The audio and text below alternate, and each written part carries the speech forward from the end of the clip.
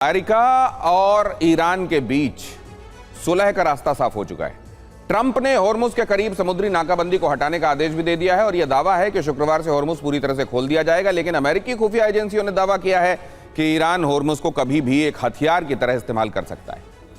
अगर अमेरिका के साथ फाइनल समझौते में किसी भी तरह की अड़चन आती है तो होर्मुज को फिर से बंद किया जा सकता है। और अमेरिकी नेवी भी दावा कर रही है कि होर्मुज में ईरान के ड्रोन हमले जारी हैं और अब तक पूरी तरह से शांति का माहौल बन नहीं पाया है। होर्मुज के खुलने की खबर से कच्चा तेल सस्ता हुआ है। दुनिया में तेल की किल्लत दूर होने की उम्मीद बढ़ी है। तेल गैस की कीमतें भी पहले के स्तर पर लौटने की उम्मीद है। ईरान के प्रति नरमी का असर देखिए। ट्रंप ने कहा, हमें ईरान के संवर्धित यूरेनियम को हासिल करने की कोई जल्दबाजी नहीं है।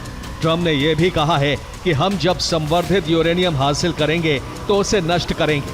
ट्रंप ने कहा है कि हम ईरान के संवर्धित यूरेनियम को अमेरिका नहीं ले जाना चाहते। हमारे पास पहले से पर्याप्त भंडार है। रिपोर्ट के मुताबिक ईरान प्रतिबंधों की वजह से जिस तरीके से तेल की तस्करी करता था, अमेरिका ने भी वही तरीका चुना था। अमेरिका ने पिछले दिनों ईरान से स्मगलिंग वाला फॉर्मूला लागू कर दिया था।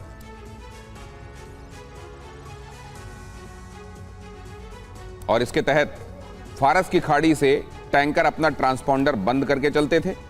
ट्रांसपॉन्डर बंद होने की वजह से ईरानी रेडार टैंकर्स का पता लगा नहीं पाते थे और वो होर्मुज को क्रॉस करते थे। हमले की आशंका की वजह से हर टैंकर के बीच में करीब करीब 3 किलोमीटर का फासला रखा जाता था ताकि तेल की सप्लाई का ईरान को पता न चलने पाए। होर्मुज से ट्रांसपॉन्डर बंद करके आए टैंकर यूएई के फुजैरा पोर्ट और ओमान के सोहार पोर्ट तक पहुंचते थे। यहीं मई की शुरुआत से तेल ट्रांसफर का मिशन चल रहा था। रिपोर्ट के मुताबिक मंगलवार को भी इस क्षेत्र में 12 जोड़े टैंकर देखे गए। 8 जोड़े टैंकर ओमान में मौजूद थे, यानी टैंकर एक साथ खड़े थे और तेल का जो ट्रांसफर है वो यहां चल रहा था। 4 पेयर 4 जोड़े टैंकर फुजैरा पोर्ट पर भी देखे गए।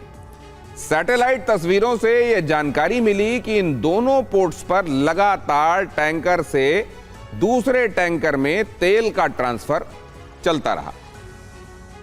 अब यह सब हो क्यों रहा था? ईरान को चकमा देने के लिए तेल ट्रांसफर के बाद वो टैंकर जो ट्रांसफर कर देते थे वापस चले जाते थे ताकि ईरान के रेडार की चेकिंग में टैंकर वहीं फारस की खाड़ी में खड़े हुए नजर आए।